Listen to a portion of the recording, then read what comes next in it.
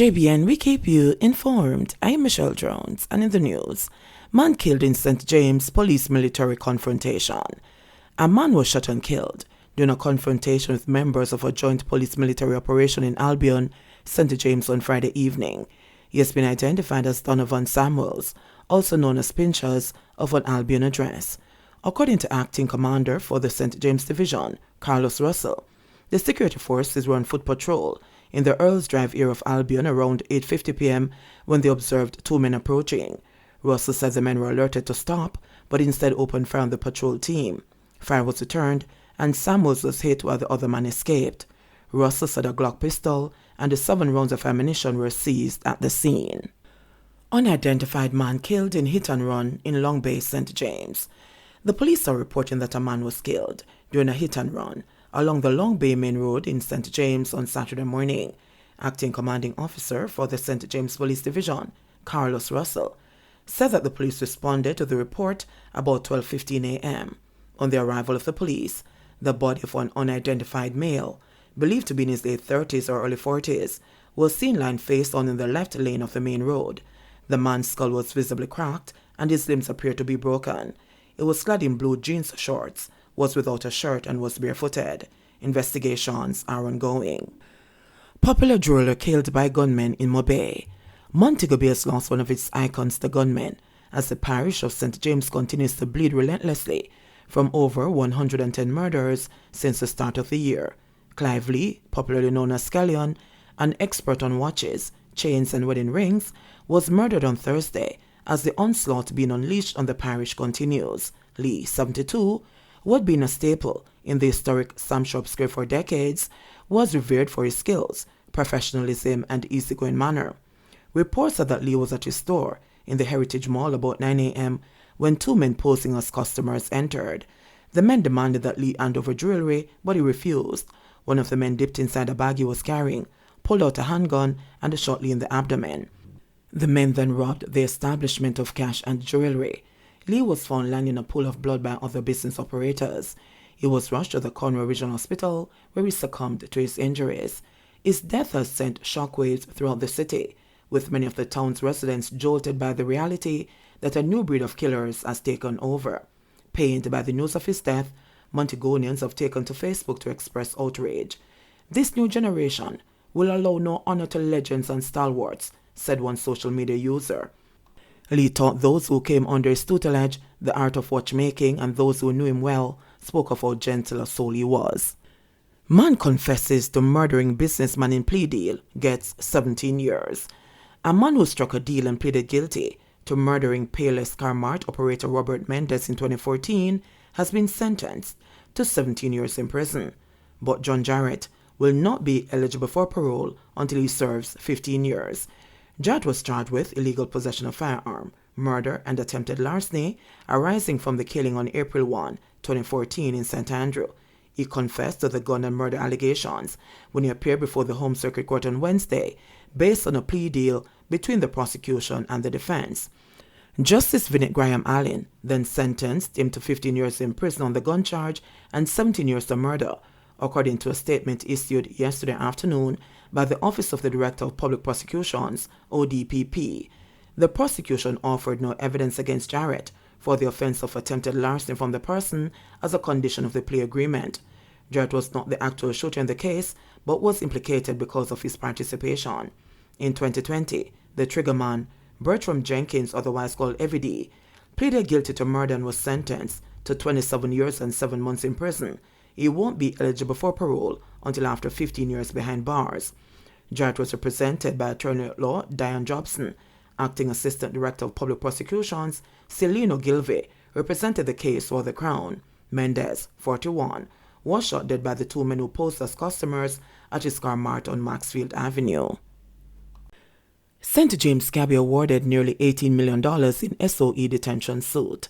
The Constitutional Court has awarded nearly $18 million in damages to Roshane Clark, the St. James taxi operator, who was unlawfully detained for 7 months under the state of emergency, SOE, that was declared for the Western Parish in January 2018.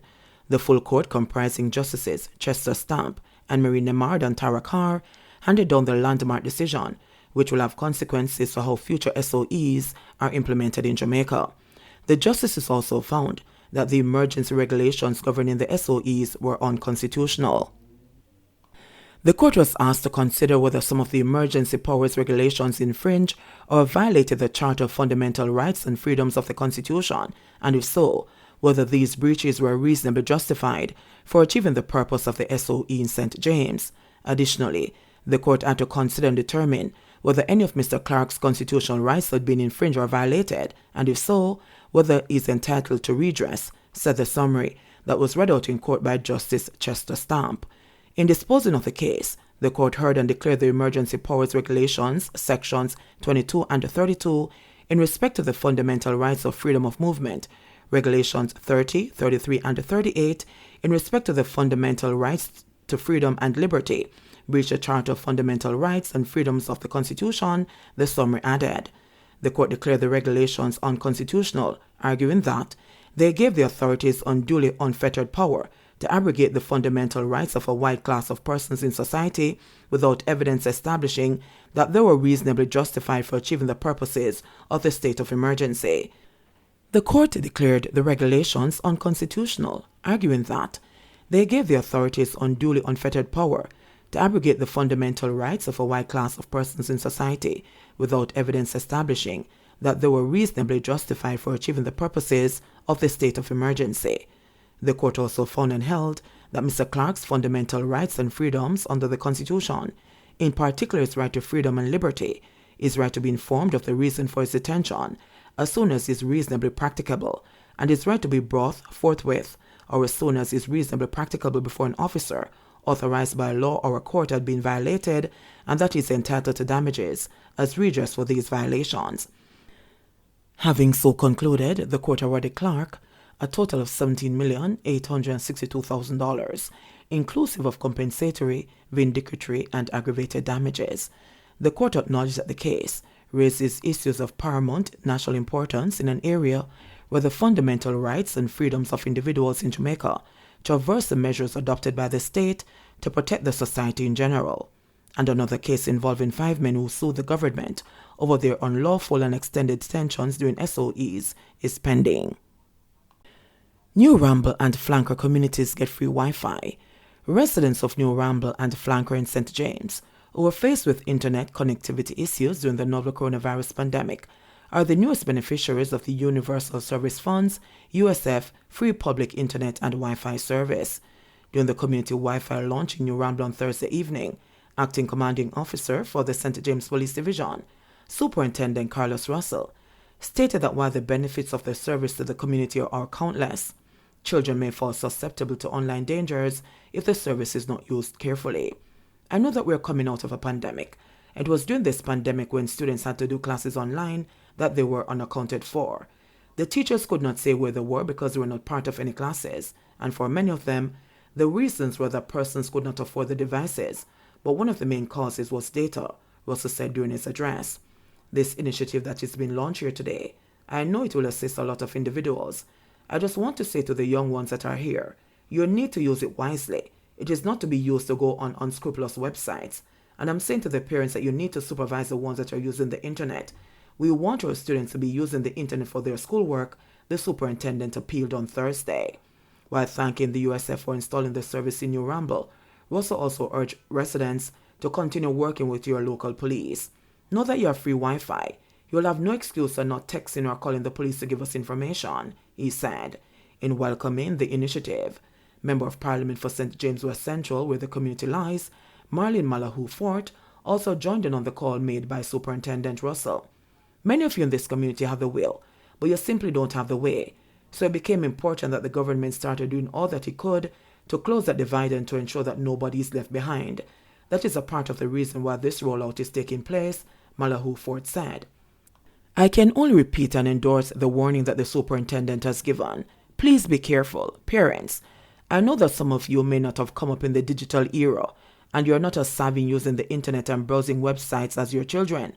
But the good thing is that you can learn. You can still supervise. I'm going to ask you to take care and supervise your children. Clarendon man grateful for a new place to call home. Ian Lee Stewart is overjoyed to have a new place to call home. Hardly able to contain his happiness, he said the house will make a big difference as his former dwelling was leaking and falling apart.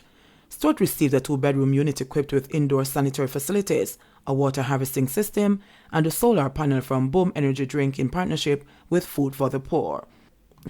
Boom has now sponsored 20 homes for needy Jamaicans, having sponsored 10 homes in 2022 and 10 in 2021. He shared that his old home was on shaky foundation, the left side of the 1-bedroom concrete dwelling having collapsed and causing discomfort, particularly during the rainy season. Stewart, a hard-working father to a 2-year-old son, Khalil Stewart, had fallen on hard times during the pandemic. In between his juggling and trying to make ends meet with the mother of his child, Damonia Dockery, he could not afford the repairs needed and reached out to Food for the Poor for assistance. Speaking of his family, Stewart shared that being a father has changed his entire outlook on life. After 5 years of high school, he graduated without sitting a single subject as his parents never had the money. It was his dream to eventually sit some subjects, but working and living expenses have seen that dream being put on the back burner. Now a father, Stewart is determined that fate will not be his son's. He is resolute that he'll have all that he needs and more than he ever had. In life, when you get a youth, everything motivates you. So you have to try focus and get a better job, get a better life. Certain things you used to do, you have to stop. You don't want him to grow up and be like you, continuing the struggle on and off. You have to put him in the right place, he said. Stewart said his dream for his son is for him to go to college and achieve more than he ever did. Among the changes fatherhood has brought into his life, he said that he comes home earlier just so that he can spend time with his son. He also had high praises for the mother of his son, as he said a lot of women would not stick around in the rough times, but she motivates him and even helps him to achieve. Some lady then get up and say she can't live in this situation, but she sticks around, he shared. As a Dockery, she praises Stewart's fatherly skills, as well as his determination to accomplish whatever he sets his mind to. When he earns, she says he gives her everything, but she tells him to take something for yourself and give me the rest, she admitted. Most of all, she said she appreciates the fact that he sticks around and tries to secure work close by, as she recalls how she missed her own father when he went away. Stewart, who received the house in time for Father's Day, said he didn't even know that Sunday would be that day. Words can't explain. I never considered Father's Day. I was focusing on my son and baby mother's birthday, he confessed. Jamaica reports 158 new COVID cases, 1 death, with Jamaica on Friday reporting 158 new cases of the COVID-19. There are now 2,260 confirmed active cases of the virus on the island.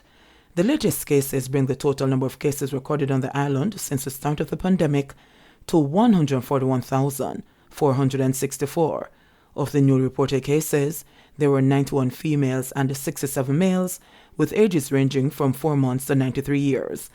The cases were recorded in Kingston and St. Andrew 39, St. Catherine 36, Clarendon 15, St. James 15, Manchester 11, Westmoreland 11, Trelawney 8, St. Elizabeth 7, St. Thomas 7, St. Anne 5, St. Mary 3, and Hanover 1.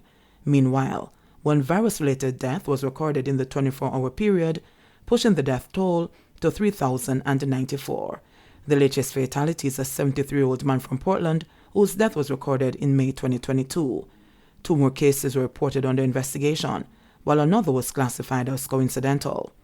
According to the latest statistics from the Ministry of Health and Wellness, the country also recorded 92 new recoveries, bringing the total number of recoveries to 88,657.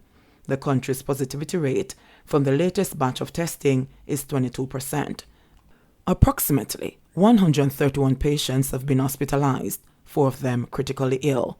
JBN, we keep you informed. Please remember to subscribe, like, share, leave us a comment, and click the notification bell to receive our daily news items.